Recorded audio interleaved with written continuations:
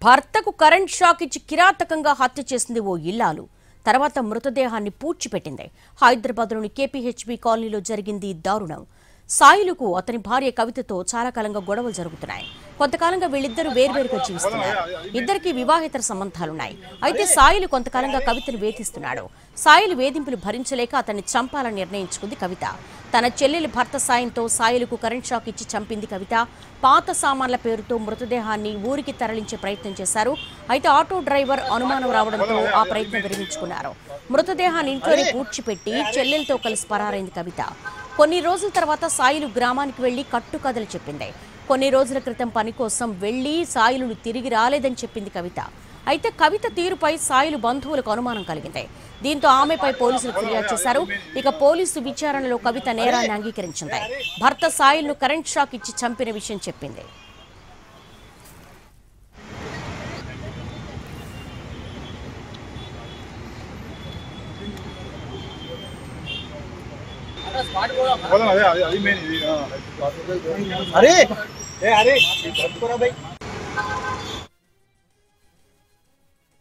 తర్వాత ప్రస్తుతం మనం ఉన్నటువంటి నిర్మానుష ప్రదేశంలోనే భార్య పూడ్చిపెట్టింది.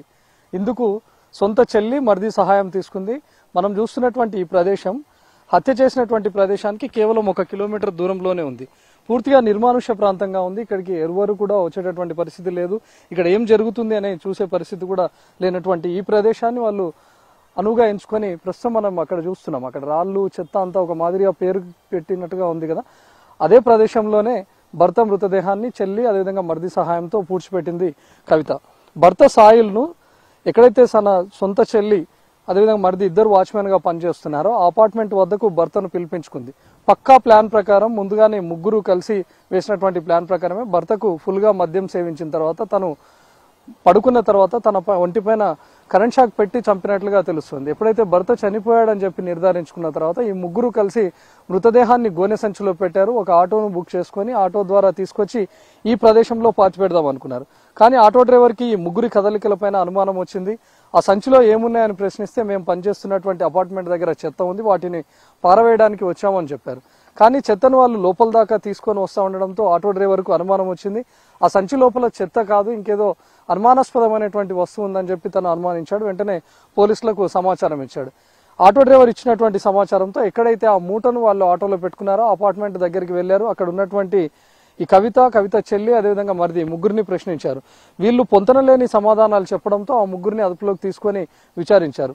అప్పుడు కానీ అసలు విషయం బయటకు రాలేదు. భర్త సాయిల్ను ఆ ముగ్గురు కలిసి కిరాతకంగా హత్య చేసినట్లుగా వాళ్ళు పోలీసుల విచారణలో ఒప్పుకున్నారు.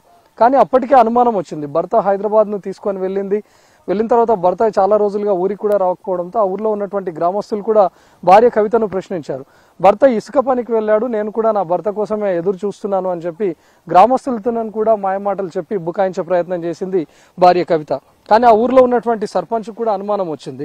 చాలా రోజులుగా తను ఎక్కడ బయట ఉండడు, అందులోనూ 10 ఏళ్లుగా భార్య భర్తలు ఇద్దరు విడిపోయి ఉన్నారు. 10 ఏళ్ల తర్వాత ఒక్కసారిగా భార్య కవితకు భర్త సాయిల్ పైన అంత ప్రేమ ఎందుకు ముంచుకొచ్చింది? ఇద్దరు కలిసి హైదరాబాద్ వెళ్ళి ఒకే చోట ఉందాం, ఎందుకు బతుకుదాం, అక్కడే మనం ఉందామని ఎందుకు చెప్పింది? అంటే 10 ఏళ్లుగా ఉన్నటువంటి వాళ్ళు ఇప్పుడు ఒక్కసారిగా ఎందుకు కలవాలనుకున్నారనే దానిపైన సర్పంచ్ కూడా అనుమానం వచ్చింది. ఊర్లో ఉన్నటువంటి గ్రామస్తులను కూడా కొందరిని తీసుకొని ఎక్కడైతే అపార్ట్మెంట్ దగ్గర ఉంటున్నారో అక్కడికి వచ్చే ప్రయత్నం చేశారు. ఇంతలోనే ఆటో డ్రైవర్ ఇచ్చినటువంటి సమాచారం కారణంగా అప్పటికి ఆ ముగ్గురిని కూడా అదుపులోకి తీసుకున్నారు. కాబట్టి అసలు విషయం బయటకు వచ్చింది. ప్రస్తుతం పోలీసులు ఈ ముగ్గురిని అదుపులోకి తీసుకున్నారు. భర్తను ఎందుకు హత్య చేయాల్సి వచ్చింది అనే దానిపైన కూడా పోలీసులు విచారణ కొనసాగుతోంది. 10 ఏళ్లుగా విడివిడిగా ఉంటున్నటువంటి కవిత సాయిల్కు ఇద్దరికి వేర్వేరుగా అక్రమ సంబంధాలు ఉన్నట్లుగా కూడా పోలీసులు గుర్తించారు. ఈ ఇద్దరికి ప్రాణాంతకమైనటువంటి వ్యాధి ఉన్నట్లుగా కూడా తెలుస్తుంది. సో ఈ వ్యాధి కారణంగా ఏమైనా హత్య చేయాల్సి వచ్చిందా, లేకపోతే ఈ అక్రమ సంబంధాలు ఇందుకేమైనా దారి తీసాయా, ఇంకేదైనా కారణాలు ఉన్నాయనే దానిపైన పోలీసుల విచారణ కొనసాగుతుంది. కెమెరామెన్ రాంబాబుతో రవికుమార్, NTV.